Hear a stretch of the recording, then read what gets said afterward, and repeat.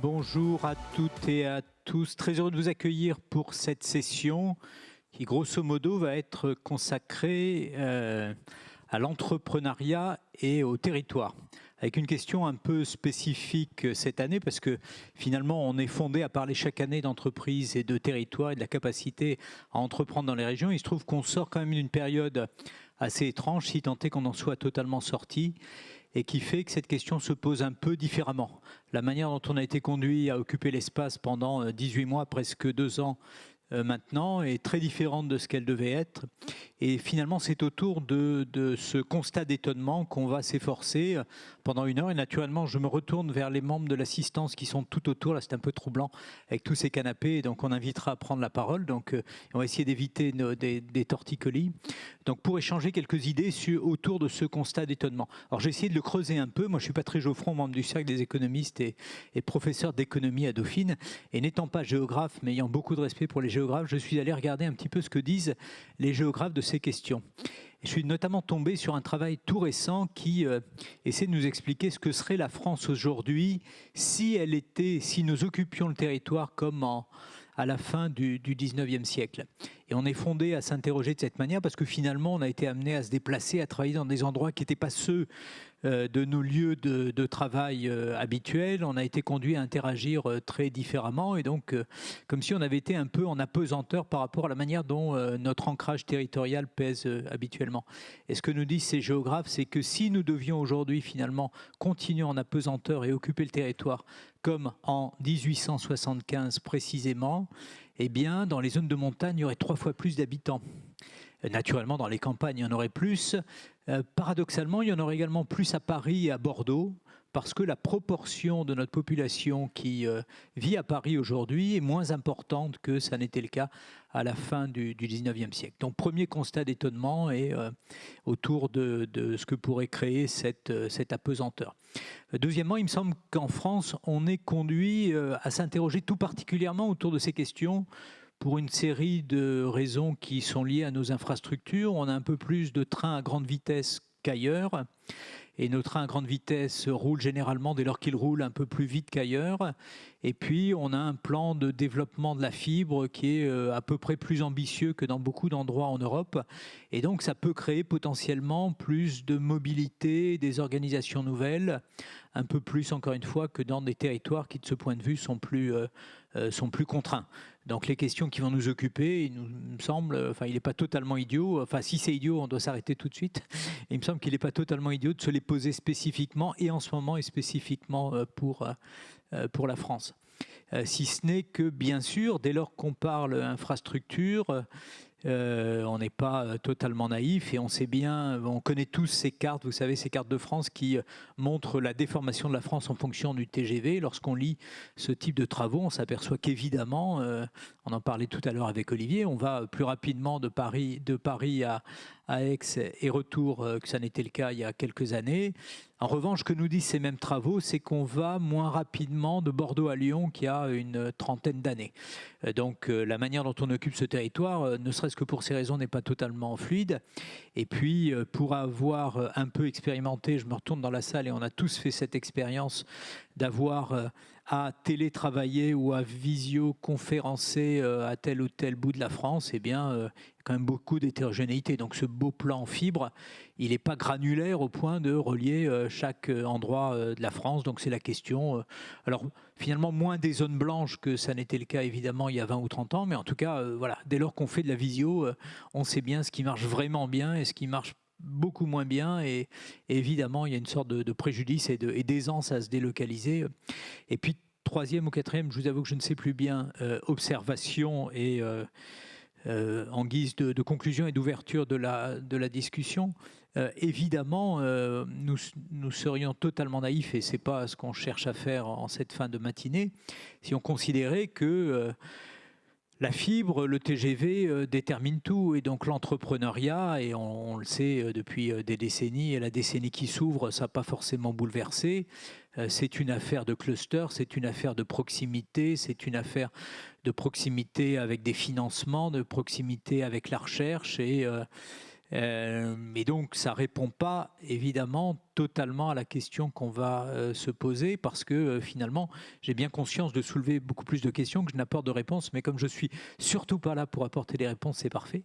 Et donc, on a un panel qui va finir de se constituer un peu plus tard, puisque Olivia Grégoire, qui est secrétaire d'État chargée de l'économie sociale et solidaire, va nous rejoindre. Comme elle est à Bercy et qui est, je pense, de ce côté-là, de l'autre côté de la rue, ça ne devrait pas tarder. Donc ça lui prendra 3 minutes, mais elle est encore en train de finir une réunion, ce qui ne va pas nous empêcher de commencer à discuter en donnant la parole, alors, surtout pour ne pas faire d'impair dans non seulement les dénominations, mais les fonctions. Je me réfère à mes notes. Donc tout d'abord à Marie-Éloi, qui est fondatrice de Bouge ta boîte. Je me retourne vers elle et pour avoir un assentiment, et de Femmes des territoires. Bonjour. Voilà. Merci. Et donc Marie qui prendra tout de suite la parole pour disons une grosse demi-douzaine de minutes. Et ensuite, ce sera le tour d'Olivier Mathieu, qui est...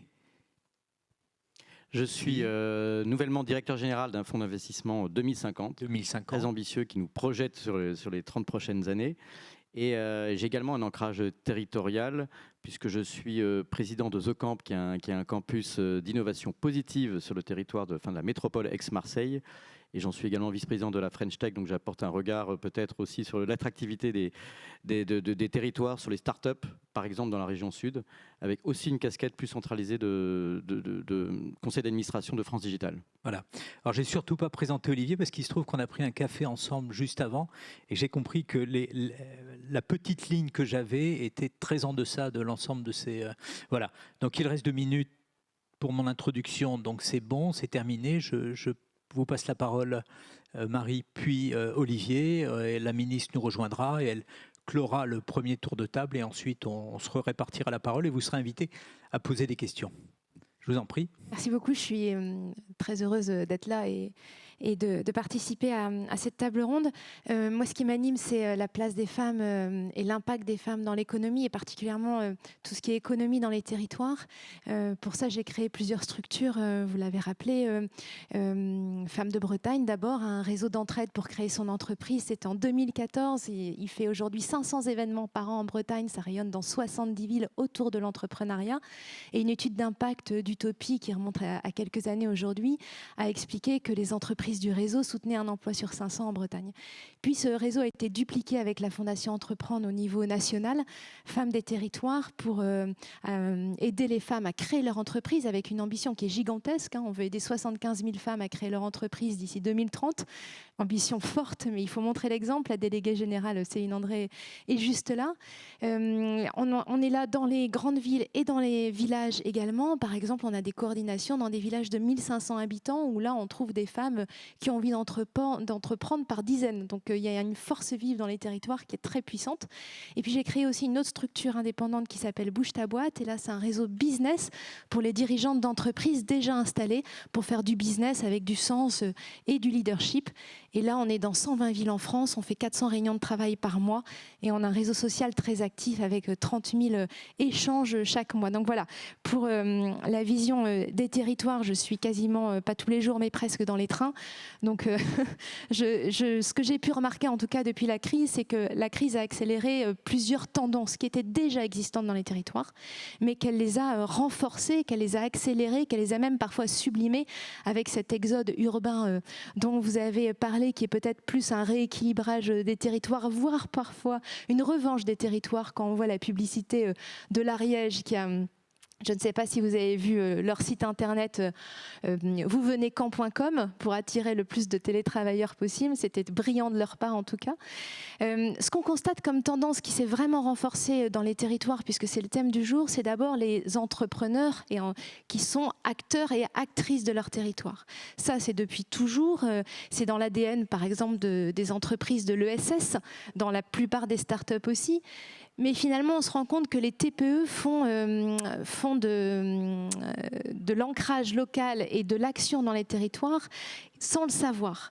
Ils sont extrêmement actifs dans les territoires. Bonjour, bienvenue. C'est mort. Donc en fait, on se rend compte que les entreprises de plus en plus, et ça a été accéléré par la crise, ont ce sentiment d'urgence et d'envie d'avoir un impact. Moi, les dirigeantes que je rencontre partout en France, à chaque fois, elles me disent qu'elles ont créé leur entreprise pour le sens. Donc ça, c'est vraiment la raison première. Après, il faut en vivre pour forcément donner plus d'impact à son sens, et ça, c'est pas toujours gagné. Mais en tout cas, les TPE font de l'impact au quotidien et ont cet ancrage local. Les PME aussi, je vais vous donner 2 exemples de 2 entrepreneurs que j'admire particulièrement. Thomas Huriez, que vous connaissez peut-être, j'étais dans l'Isère avec lui mardi, qui a créé 1083 des modes éthiques fabriqués en France. Et lui, il a commencé d'abord par vendre des ponchos péruviens parce qu'il pensait que c'était ça la mode éthique. Et il s'est rendu compte qu'on pouvait faire autrement. Il a recréé toute une filière textile en France. Autre exemple de PME qui s'engage et qui s'ancre dans son territoire, Socomore à Vannes, en Bretagne. Pareil, dans l'aéronautique, une niche, la peinture pour les avions, donc forcément avec la crise catastrophique. Et en quelques jours, ils se sont transformés, ils ont transformé leur usine pour produire du gel hydroalcoolique pour toute la Bretagne. Et en parallèle, ce président, Frédéric Lescure, il a créé des crèches un peu partout en Bretagne et maintenant en France qui s'appellent les petits clubs en sociocratie, bilingues, etc. Donc avec cet ancrage qui est très fort et qu'on retrouve partout, c'est pour ça qu'on peut appeler les entrepreneurs aujourd'hui de plus en plus des entreprenacteurs et des entreprenatrices de leur territoire. Deuxième tendance qu'on voit de plus en plus, c'est qu'on parle beaucoup jusqu'à présent de macroéconomie, donc l'économie au niveau national, de microéconomie, c'est-à-dire l'entrepreneur et ses clients, ses fournisseurs. Mais finalement, aujourd'hui, ça ne suffit pas et ça réduit la condition de l'entrepreneur à la compétitivité. Or, aujourd'hui, on est de plus en plus dans la collaboration, la coopération. Et l'échelon qui me paraît le plus pertinent aujourd'hui dans l'économie, c'est la mésoéconomie. C'est l'échelon intermédiaire. C'est les collectifs, c'est les territoires. Ça peut être des bassins de vie.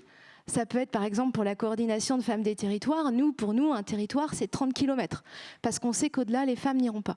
Ça peut être pour les PME, on se rend compte que leur territoire, c'est l'échelle de la région. Et ces territoires ont une capacité de réaction et de transformation, mais on l'a vu avec la crise, ils sont hyper réactifs. On était à Martigues il y a quelques jours et le maire de Martigues, aussitôt en écoutant les dirigeantes, a mis en action des choses, a mis en œuvre un événement pour valoriser les dirigeantes. Donc il y a cette capacité de réaction dans les territoires qui est extrêmement puissante. Et la dernière tendance, c'est le fait de travailler ensemble, la coopération dans les territoires, entre les collectifs et entre les territoires aussi, sans passer forcément par Paris.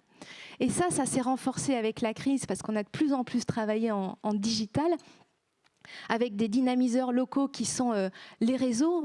Forcément, avec les réseaux que je préside, on voit bien qu'à quel point ils changent les territoires de manière concrète.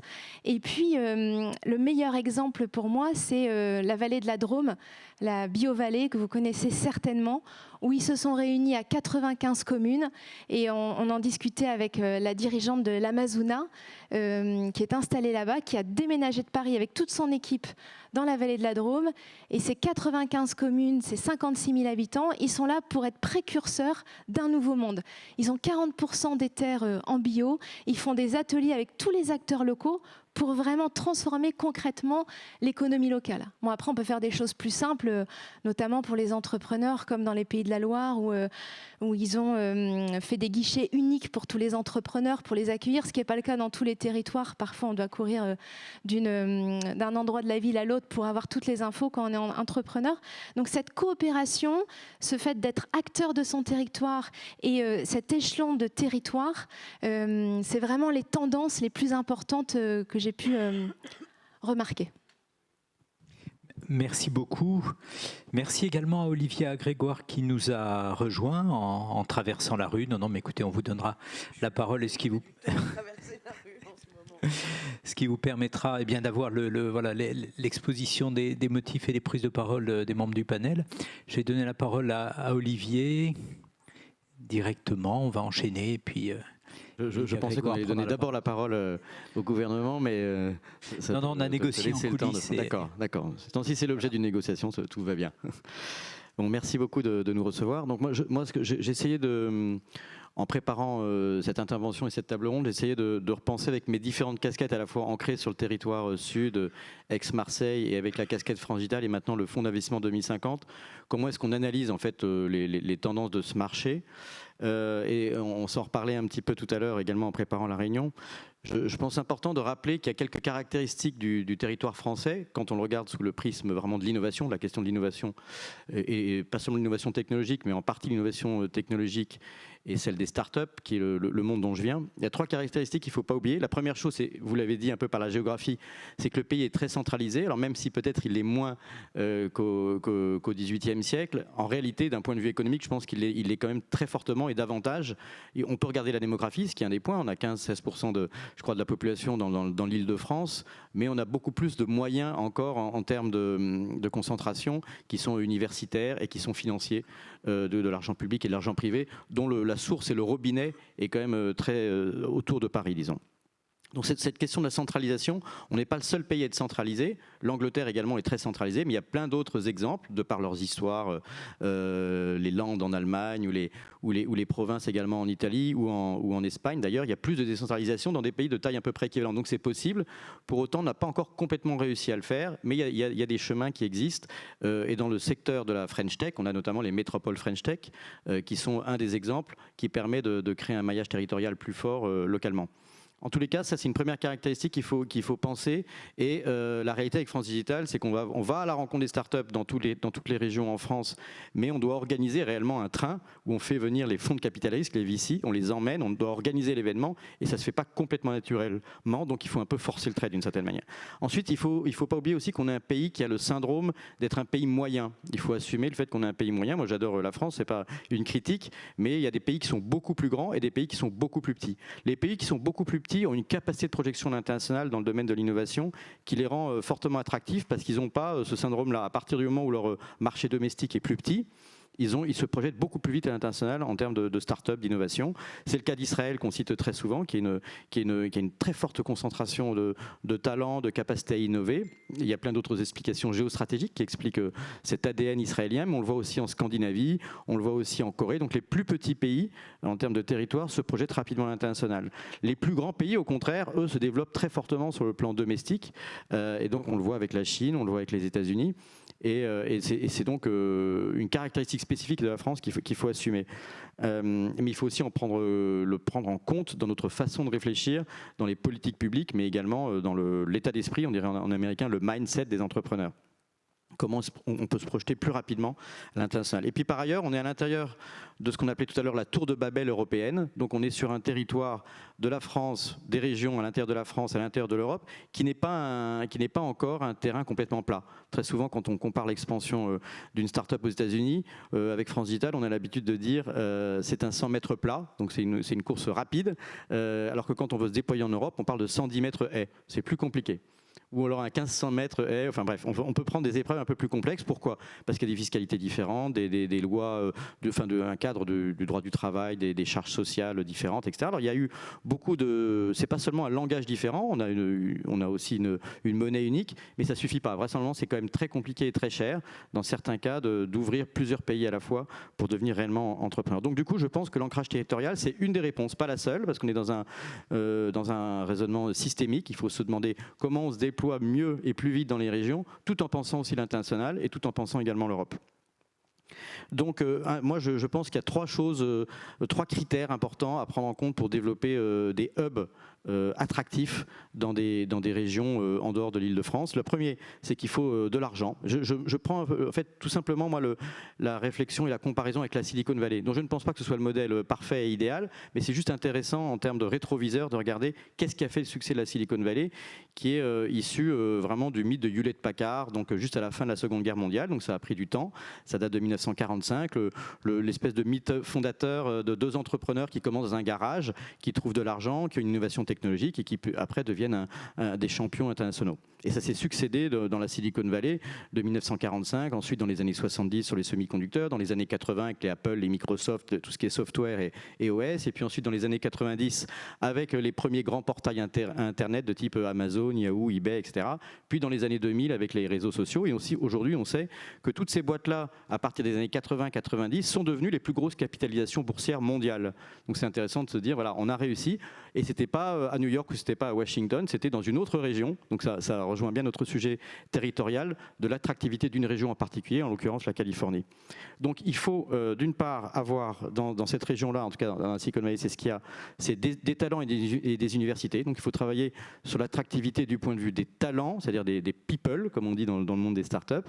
On a l'exemple de Berkeley et de Stanford, par exemple, qui sont des très grandes universités sur le territoire californien. Une deuxième chose, c'est qu'il faut de l'argent.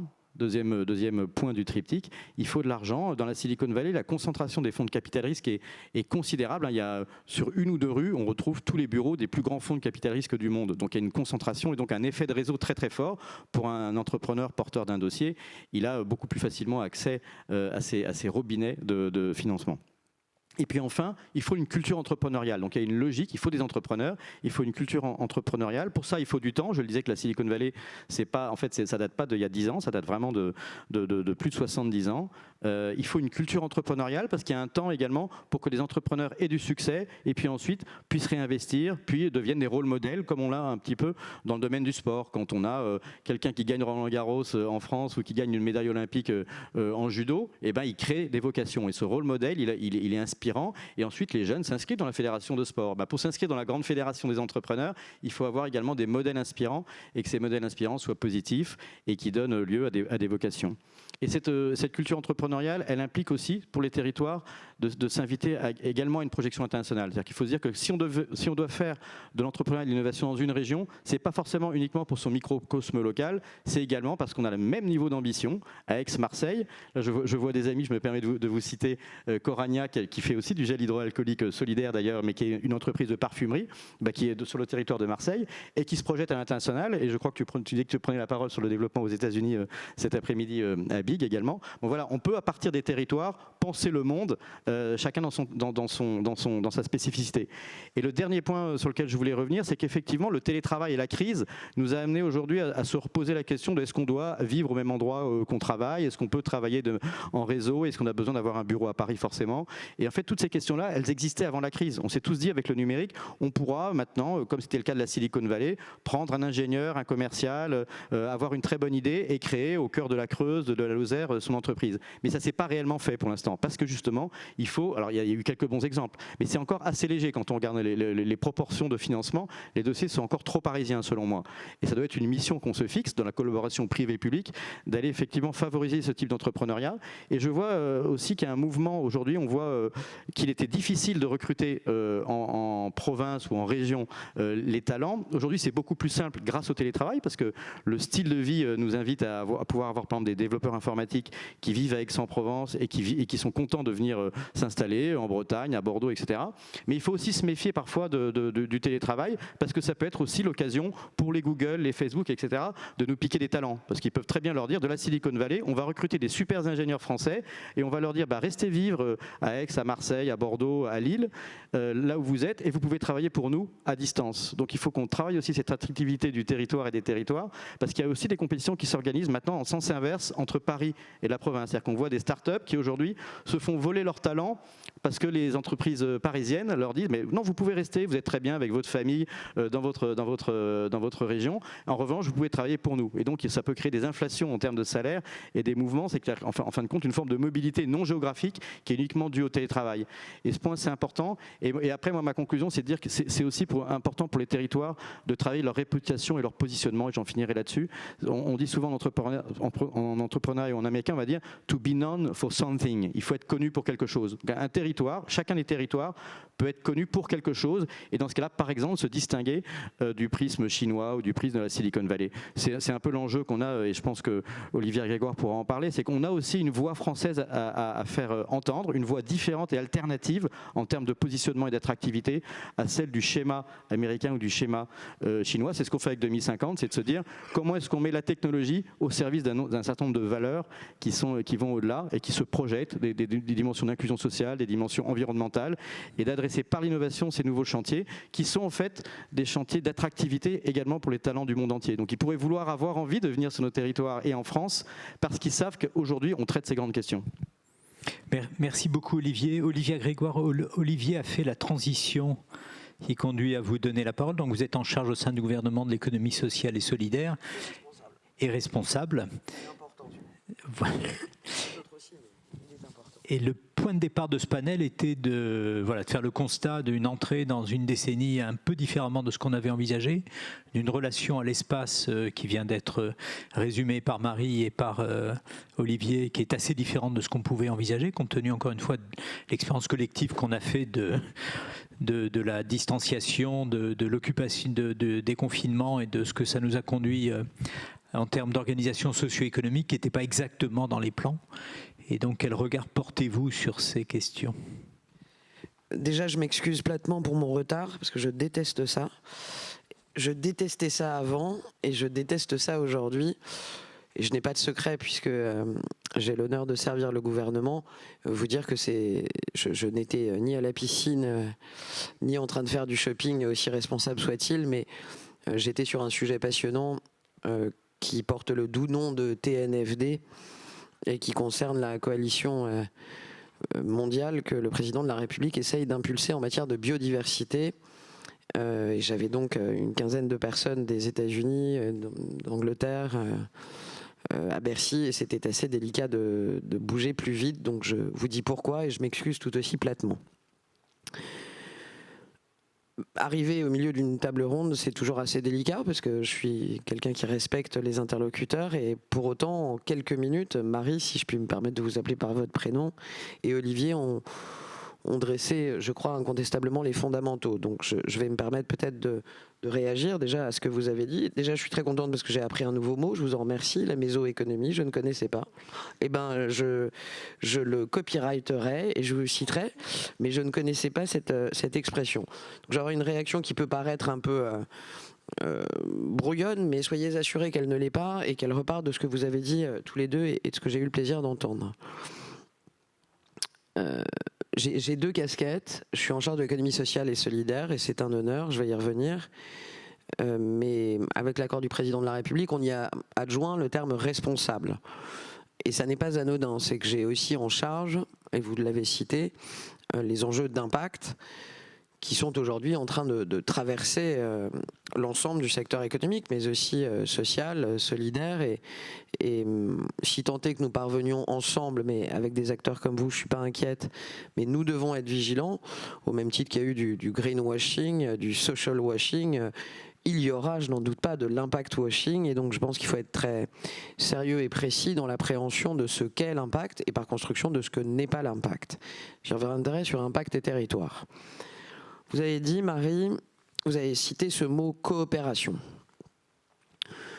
Soyons clairs, la coopération, c'est la raison d'être, au sens de la loi Pacte, c'est la mission première de l'économie sociale et solidaire, et c'est au cœur de ce qui, depuis quasiment un siècle, fonde l'économie sociale et solidaire. Donc il y a dans cette économie, qui est une économie certes à part, mais aussi à part entière, des choses que je pense inspirantes pour le reste de l'économie, notamment en matière de coopération.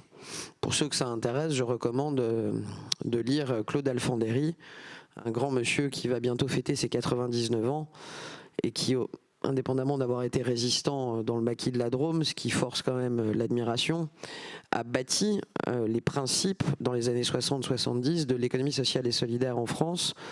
Et quand vous demandez à Claude Alfandéry si en un mot il devait résumer l'économie sociale et solidaire, c'est le terme de coopération qu'il cite.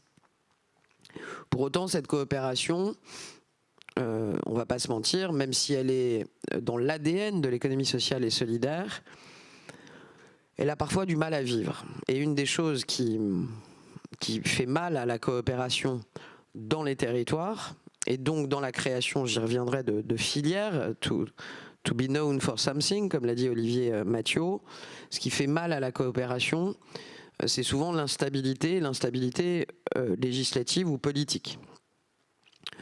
Il y a par exemple dans l'économie sociale et solidaire une dynamique depuis bientôt une dizaine d'années de création de hubs, je le dis ici comme ça, mais dans l'ESS ça s'appelle, parce qu'on aime les acronymes, ça s'appelle des PTCE. Eh oui, welcome, mais c'est pas grave, on fait un travail tous ensemble avec les acteurs de l'ESS pour ouvrir les fenêtres, les portes et les mots. Donc en gros, PTCE sont des hubs, pôles territoriaux de coopération économique, inventés il y a 30-40 ans. En un mot, c'est rassembler au cœur d'un territoire les acteurs de l'ESS, les acteurs qui ne sont pas de l'ESS, les collectivités locales, des financeurs, des investisseurs, des institutions, pour, autour d'une thématique, autour d'un savoir-faire, que ce soit le textile, que ce soit la viticulture, que ce soit la tech, que ce soit rassembler toutes les énergies pour être plus fort et donner une chance en plus, une compétence, une valeur ajoutée au territoire. Je prends un exemple de PTCE, Néo 56, pour être concret pour ceux que ça intéresserait d'aller regarder.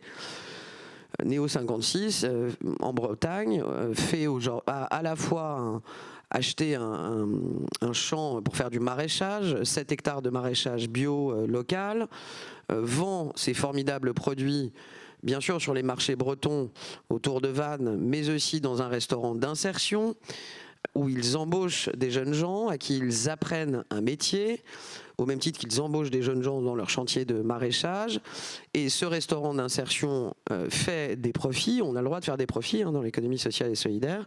Principe de lucrativité limitée, on ne fait pas que des profits, mais on a le droit aussi de faire des profits.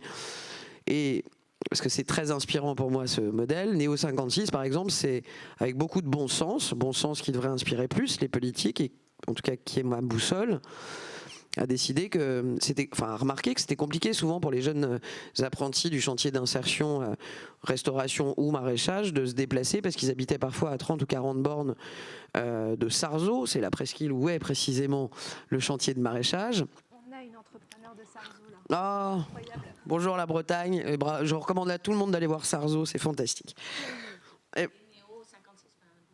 Et voilà, mais ça peut vous paraître bizarre, vous allez vous dire elle est arrivée en retard, elle nous parle d'un truc bizarre, mais ça mérite d'être regardé, parce que moi j'aime pas les politiques qui parlent que de concepts. Néo 56 est très inspirant. Ils se rendent compte que les jeunes gens et les moins jeunes n'arrivent pas à se déplacer pour venir physiquement travailler, donc création d'une auto-école solidaire, mais pour avoir accès, quand on a le permis et qu'on a eu accès à cette auto-école solidaire, encore faut-il avoir une voiture. Et donc, ils ont créé un garage solidaire. Bon, ça, c'est de la coopération. Et c'est pas du concept, c'est à partir du besoin du territoire, du besoin en formation, des richesses du territoire, réussir à organiser en étoile, en réseau, une activité économique, sociale, solidaire et lucrative. Il y a énormément de choses à tirer de cette ESS en matière de coopération sur les territoires. Il y a un facteur tueur de cette coopération sur les territoires, c'est la politique parfois menée par l'État central. Si je prends les PTCE, que je n'ai pas inventé, je vous rassure, qui sont dans la loi de Benoît Hamon de 2014, mais que Benoît a aussi la sincérité de dire qu'il n'a pas inventé, parce que ce sont les acteurs de l'ESS qui n'ont pas attendu le politique pour l'inventer, ça fait 25 ans qu'en fonction des majorités, il y a des sous ou il n'y a pas de sous, il y a des financements ou il n'y a pas de financement.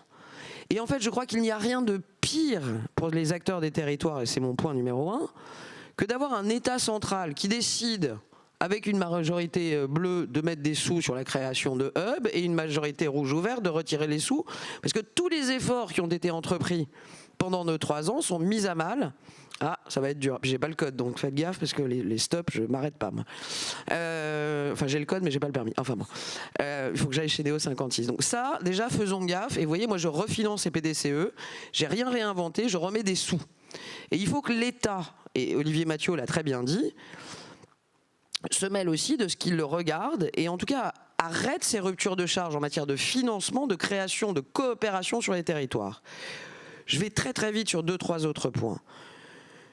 Micro, macro, et Olivier Mathieu l'a dit, sans passer par Paris, c'est très juste. Quand on crée un savoir-faire, quand on crée une filière sur un territoire, il faut qu'on arrive mieux, et c'est l'enjeu du plan économie sociale et solidaire qui sera présenté en fin d'année et que je porterai pendant la présidence française de l'Union européenne. Il faut faciliter la vie des acteurs des territoires pour aller chercher notamment des financements et des aides, pas uniquement nationales, mais européennes. Et là, on a encore beaucoup de boulot. C'est la croix et la bannière pour les entrepreneurs. Pour certains, vous l'avez vécu dans votre chair, donc j'ai rien à vous apprendre. Mais moi, des structures qui ont attendu 5 ans pour avoir 35 000 € de la BEI ou du FEI à l'Europe, j'en connais des centaines. C'est plus possible. Donc, création d'un guichet unique pour que des acteurs entrepreneuriaux, en faisant le distinguo ESS, économie traditionnelle, puissent avoir accès plus vite, au même titre qu'aux États-Unis, ça se passe beaucoup plus vite, et qu'on n'ait pas un 400 mètres haies pour chaque entrepreneur qui veut avoir un soutien pour sa filière ou sa création de filière sur les territoires. Et là-dessus, on a encore une fois, beaucoup de travail. L'Europe doit se simplifier sur ces sujets-là. Troisième point, je vais très très vite.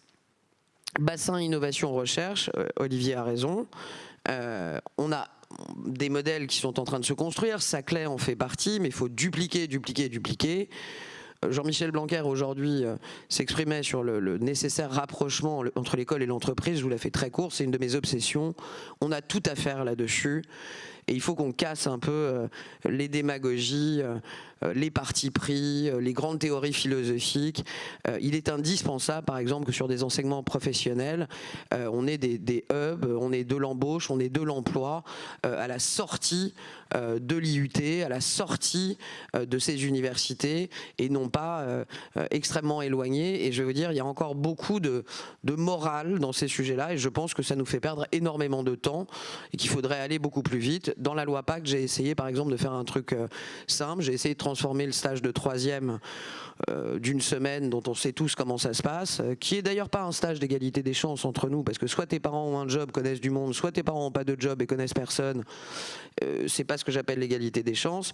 Stage de 3e, je trouverais ça beaucoup plus intéressant de dire à des gamins autour d'une appli gamifiée de créer leur boîte et d'essayer de se frotter à qu'est-ce qu'ils pourraient vendre, comment on le vend, et de gamifier tout ça et de moderniser un peu tout ça. Quand je dis ça, c'est péché dans l'école. Je sais, je vous vois, je suis divergente, il faut que je m'arrête. Deux mini-points. Un chiffre qu'on oublie souvent. Les ETI, je pense aussi aux PME, entreprises de taille intermédiaire, 250 à 5000 salariés, c'est 22% de plus de création d'emplois que les autres types de boîtes. Pour aller vite, ce sont les ETI et les grosses PME qui créent énormément d'emplois sur nos territoires. Je rappelle que 65% des ETI ont leur siège en dehors de Paris.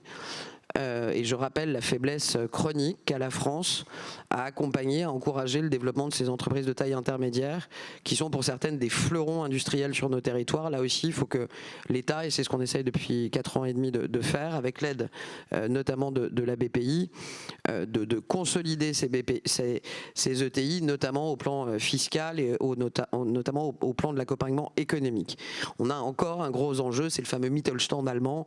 On a encore beaucoup de travail, on a énormément de très grandes ETI, j'en ai 1001 en tête, et on a encore 1001 problèmes de transmission, de pacte du trade, on a encore du boulot.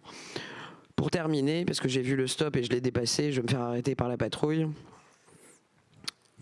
Une chose qui est très encourageante, c'est que je crois profondément que c'est le sens de l'histoire. Et oserais-je dire que tu en es un bel avatar, Olivier, puisque non, mais tu crées ton fonds, tu as une très grande entreprise, et puis un jour, pour 1001 raisons que je crois je partage, tu as décidé d'arrêter les allers-retours permanents et d'aller poser ton sac dans cette fabuleuse ville de Marseille. C'est inspirant aussi de voir des entrepreneurs charismatiques, successful, quitter aussi cette région parisienne et aller déployer leur excellence dans d'autres territoires. Je crois profondément que, comme le disait Churchill, dans toute crise, tout n'est pas à gâcher, tout n'est pas à acheter, never waste a crisis. Et un des gros enseignements de cette crise, et on le voit d'ailleurs dans l'immobilier, on le voit dans les recrutements, on le voit partout, c'est qu'il y a les grandes déclarations, puis il y a les Français, et je crois que le temps des territoires est résolument venu, et je pense que dans les années qui viennent, ça va l'être de plus en plus. Donc il va falloir que nous, État, on s'adapte. Il y a une loi qui arrive dans quelques semaines, qui paraît très technique, mais qui est très importante, la loi 3DS, c'est pas la voiture, hein, c'est la loi. Il faudra suivre déconcentration, décentralisation, et ce S dont je vous ai parlé pour les ETI, dont je vous ai parlé pour les coopérations, qui est la simplification. On a encore beaucoup de boulot. Merci et pardon d'avoir été un peu longue. Non, je vous en prie, c'était passionnant. Alors, dans notre conducteur, j'étais censé vous relancer, poser des questions. On va sauter cette étape, même si j'ai une question que je poserai sans doute à la fin.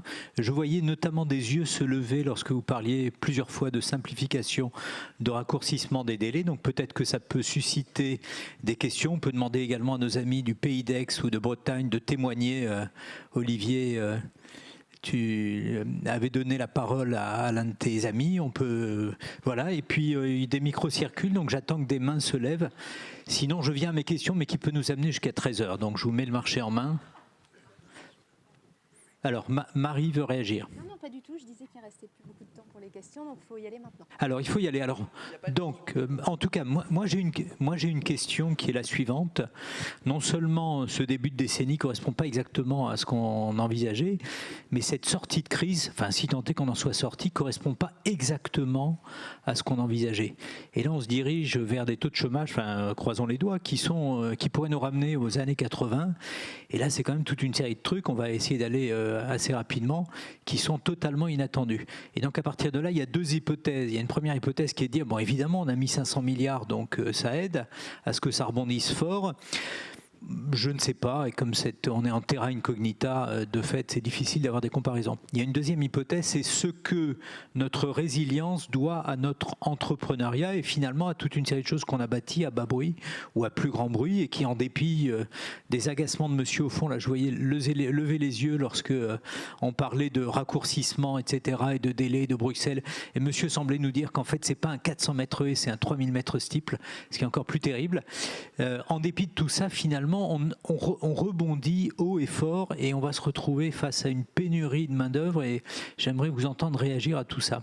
Moi, peut-être que je voudrais dire un point là-dessus, c'est que effectivement dans toutes les crises, et c'est pratiquement une banalité de le dire, il y a des opportunités, ce que tu disais Olivia, mais je rappelle quand il y a eu des grandes crises économiques qui nous ont précédés, on peut regarder ce qui s'est passé et les startups par exemple à la fin du marasme du 19e siècle, il y avait des grandes crises économiques et c'est les startups de l'époque qui sont devenus des géants mondiaux. Par exemple dans la révolution industrielle, on a vu émerger Michelin, Peugeot, Pathé, donc l'industrie du cinéma, l'industrie de l'automobile, l'industrie ensuite de l'aéronautique avec des géants aussi comme Dassault, etc. Donc la capacité de sortir de la crise par l'innovation est quelque chose de très très puissant. Il faut juste arriver à capter par l'argent public et par l'argent privé quelles vont être les tendances. Ce qui est un peu l'objet de 2050, c'est qu'on dit il faut pas forcément suivre le vent, il faut essayer de souffler le vent. Ce qui est un petit peu différent et très ambitieux.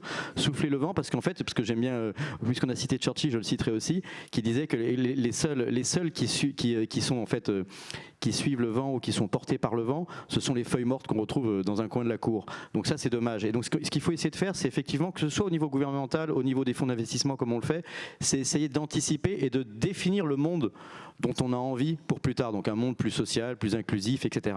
Et ça, il y a une opportunité formidable en termes d'innovation parce qu'aujourd'hui, les talents qui sortent des écoles sont très demandeurs de valeurs supplémentaires, bien supérieures et bien plus matures que ce que j'étais moi à leur âge en fait en réalité. On parle beaucoup de ce jeu de mots de valeur, on parle de la valorisation des startups, comment on valorise une startup, combien elle vaut, quelle est la market cap, la cotation boursière, mais il y a également en opposition à la valeur, il y a les valeurs qu'on peut porter. Et ça, je crois que c'est assez formidable. C'est pas juste un discours rhétorique et philosophique, c'est que c'est des opportunités de création d'emplois. Alors il y a l'économie sociale, solidaire et responsable, et puis après dans l'économie qui n'est pas forcément sociale, solidaire et responsable, il y a maintenant cette aspiration à avoir des valeurs parce qu'on y est contraint par les comportements des consommateurs, en B2B ou en B2C, on a besoin maintenant de réfléchir à l'usage du plastique, à son bilan carbone, à son inclusion sociale, aux différents ratios, comment est-ce qu'on crée de la diversité dans une entreprise, etc. Et puis en plus, c'est pas seulement les marchés qui nous le demandent, c'est les marchés en termes de l'offre et de la demande, les marchés financiers. Quand on se comporte mal aujourd'hui, et c'est le cas de Facebook, hein, on voit que la cotation boursière s'effondre. La transparence d'aujourd'hui nous oblige à l'excellence. Donc il y a pour moi une opportunité pour la France et pour nos territoires d'opérer un leapfrog. Ce qu'on dit un leapfrog, hein, c'est le saut de la grenouille, c'est de repasser devant, de ne pas chercher à courir derrière la Silicon Valley, comme je le disais tout à l'heure, ou derrière la Chine, mais d'inventer notre modèle, ce qui est largement poussé par Olivier Grégoire notamment et par Bercy, c'est de définir ce qu'avait au départ le président Macron appelé la tech for good, en invitant l'ensemble des grands patrons du monde entier en disant voilà, comment est-ce que vous pouvez réfléchir à la création d'emplois et la création de valeur au-delà de la valeur monétaire. La question, elle est qu'on n'a plus le choix aujourd'hui, parce que pour attirer des talents, les meilleurs ingénieurs et les meilleurs diplômés de toutes les universités, il faut également leur donner du sens, que voilà, le matin, ils savent qu'ils vont venir pour travailler pour quelque chose, gagner un salaire, mais également ce supplément d'âme. Et ce supplément d'âme, il s'inscrit dans des urgences, les urgences climatiques, les urgences sociales, et c'est des réelles opportunités effectivement de gagner de l'argent. Beaucoup des modèles et des startups, les plus grosses startups, je peux citer Back Market qui fait du recyclage, Blablacar qui fait du covoiturage, Open Classroom qui fait de l'éducation, et bien il y a une dimension qui est moins d'empreinte carbone sur le transport, qui est une plus grande durée de vie pour les produits électroniques, qui est une plus grande inclusion dans l'éducation, etc. Donc tous les entrepreneurs aujourd'hui ont chevillé au corps ce besoin de s'ancrer dans des valeurs, et ça crée une attractivité très très forte pour les fonds d'investissement aujourd'hui et pour les talents de demain pour qu'ils rejoignent ces entreprises. Je rejoins ce qu'a dit Olivier, et je pense qu'on peut ajouter 2 leviers pour les territoires, parce que ça viendra aussi des territoires, cette relance. La première, c'est les TPE, qui sont souvent considérés comme secondaires, voire moindres, mais en fait qui représentent la quasi-totalité du tissu économique en France. Les TPE qui font vivre les villes, qui font vivre les villages, et ce sont eux qui sont acteurs et actrices de cette relance. Et d'ailleurs, le gouvernement, avec le plan de relance, a joué un rôle essentiel, parce que nous, on a fait une étude en juillet l'année dernière, il y avait 46% des TPE qui disaient qu'elles étaient en risque immédiat de faillite en juillet l'année dernière, et avec les aides, elles n'étaient que plus que 10% en juillet cette année. Donc ça a donné du temps, de la vigueur et la capacité aussi de se transformer au TPE. Le deuxième levier, et là je pense qu'il y a un raté, même un gros raté, c'est qu'il faut compter à la fois sur les femmes et les hommes dans les territoires. Et aujourd'hui, l'écosystème dans les territoires est essentiellement masculin. Nous, on a fait 2 tours de France et c'est ce qu'on a constaté. Nos cercles de dirigeantes sont hors sol, pas connectés au CCI, aux chambres des métiers, aux grandes écoles, etc. C'est pour ça qu'on a fait un partenariat national avec la Chambre des métiers. Donc hors sol, l'important c'est de les connecter ensemble pour que l'écosystème soit mixte. On le sait, toutes les études le disent.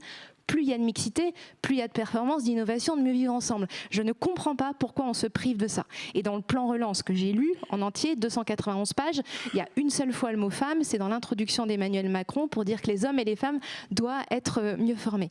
Et aujourd'hui, alors il y a sur les 100 milliards, ce que dit Brigitte Grésy, c'est qu'il y a 93% dirigés vers des secteurs majoritairement masculins. Et aujourd'hui, on aurait dû conditionner tous les financements publics à une mise en place de politique d'égalité. Mais si, parce que ce que je vois, c'est qu'aujourd'hui, on se prive de la moitié. Non, mais c'est ce que je vois tous les jours dans les territoires. Alors justement, un bon panel, c'est un panel dans lequel les membres s'interpellent, et ce qui vient d'être le cas. Je vous en prie. Non, mais je le dis avec tout le respect que j'ai pour Marie-Éloi et tout ce qu'elle fait bouger, et en termes de boîte, vraiment. Et en termes de femmes. Rendez-vous le 21 octobre, mais je vous l'enverrai avant. J'ai commis un ouvrage, je m'en excuse par avance parce qu'il y a trop de ministres qui ont écrit, paraît-il, mais j'ai ni écrit sur ma vie, ni écrit un roman. J'ai basiquement écrit, monsieur le professeur, je vous l'envoie aussi, un bouquin sur le capitalisme citoyen. Il s'avère capitalisme étant masculin, j'ai pas pu mettre citoyenne, mais écrit par une citoyenne. Et on en recausera avec grand plaisir. J'adore ce débat de conditionnalité et je n'ai aucun tabou à en parler. Mais ça mériterait plus d'1 minute et ça mériterait aussi plus d'1 minute, mais c'est une invitation ouverte à en parler à Bercy. On parle souvent avec Elisabeth Moreno, j'ai présidé la loi Pacte, une loi arrive sur l'égalité économique femmes-hommes au Parlement. Vous m'auriez dit en 2017 qu'on allait légiférer pour obliger les COMEX à s'aligner, il m'aurait arrivé d'en douter. C'est pas du blabla, c'est dans 1 mois et demi. Enfin, c'est déjà pour ça bouge, je l'annonce. Enclenché, et je pense que pas tant pour la majorité, quoique, mais on peut en être fier pour notre pays. et je ne serais pas là s'il n'y avait pas eu la loi sur la parité. Donc, mais ça mérite un vrai débat. Votre question, parce que c'est quand même bien que j'essaye d'y répondre, je ne crois pas au hasard, il n'y a pas de hasard, il n'y a que des rendez-vous, ça n'est pas moi, c'est Paul Éluard, et on a un rendez-vous assez intéressant ces jours-ci, effectivement, sur les données économiques. Chômage au plus bas depuis 2008, France, premier pays de destination d'investissement, et ce, avant la crise, mais aussi après la crise en Europe. Je l'ai dit hier par le truchement d'un tweet, mais je vous le redis assez simplement ici, il y en a beaucoup qui font leur business et qui vont le faire de plus en plus, je vous rassure, hein. Sur la France qui tombe, sur la France détruite, sur la France... Et en fait, j'aurai l'occasion de le dire à un moment où je serai inspiré, mais je ne sais pas exactement de quelle France il parle. Parce que moi, je prends le train toutes les semaines, et c'est pas la France que je vois. Bien sûr qu'il y a une France qui souffre, mais il y a aussi une immense résistance, oserais-je dire, parce que je ne connais que trop la résilience des entrepreneurs français, des dirigeantes françaises. Et je pense d'abord, basiquement, que c'est à elles et eux qu'on doit ces chiffres. Après, il y a des choses qui ont été faites dont on commence à entrevoir les résultats. En général, on dit en politique qu'il faut 3-4 ans pour voir l'effet d'une loi. Quand vous commencez, pas forcément de façon très confort, mais avec force, par supprimer l'ISF, par mettre en place la flat tax, par supprimer par exemple les seuils, ce dont on ne parle plus, ce qui est aussi une spécialité française. On en a parlé pendant 20 ans, moi j'ai supprimé les seuils, notamment 50 salariés dans la loi Pacte, et aujourd'hui on n'en parle plus du tout, mais c'est autant d'ennuis, 42 formalités administratives en moins, ou en tout cas où les entrepreneurs ont 5 ans pour s'aligner.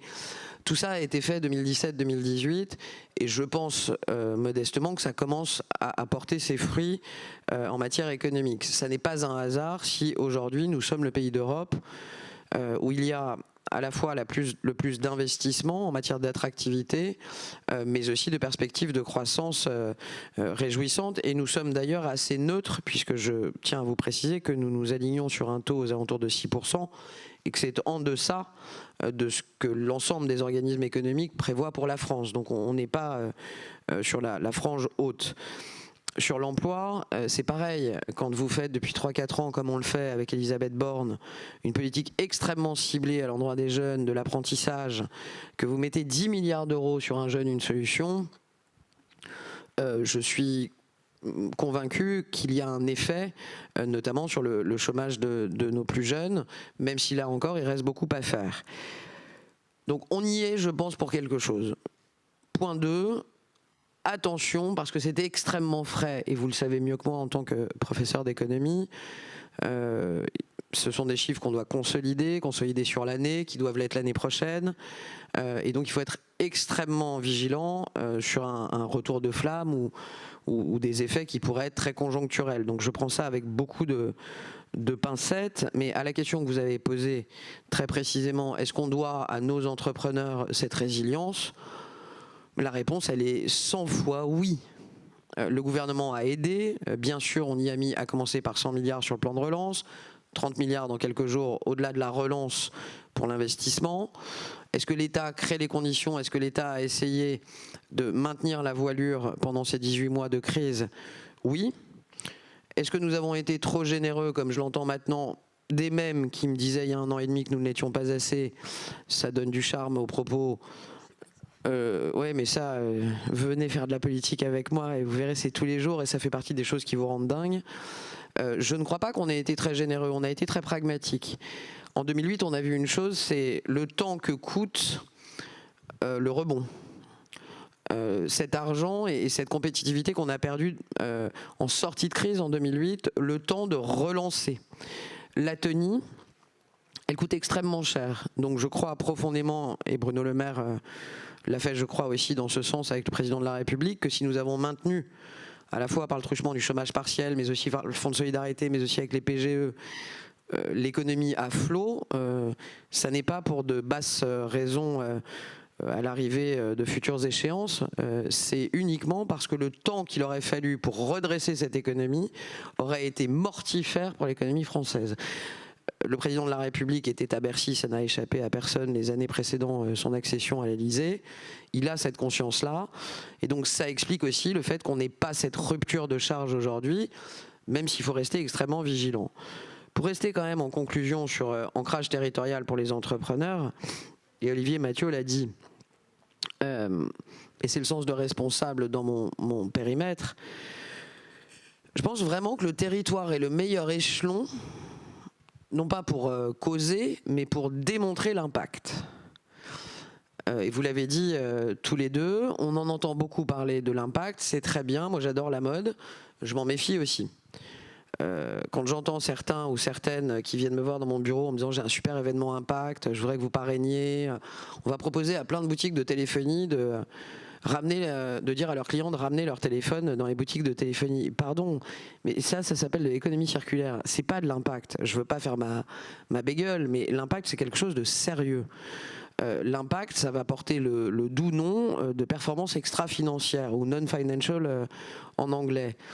L'impact, c'est pas moi qui le décrète depuis mon petit bureau à Bercy et qui trouve ça sympa et glamour dans le débat public. L'impact, c'est la directive qui est en cours et qui s'appelle CSRD, pardon, hein, je ne choisis pas les acronymes, Corporate Sustainability Reporting Directive, qui est en cours à l'Europe en ce moment même, qui fera partie des priorités de la présidence française de l'Union européenne. C'est quoi cette directive?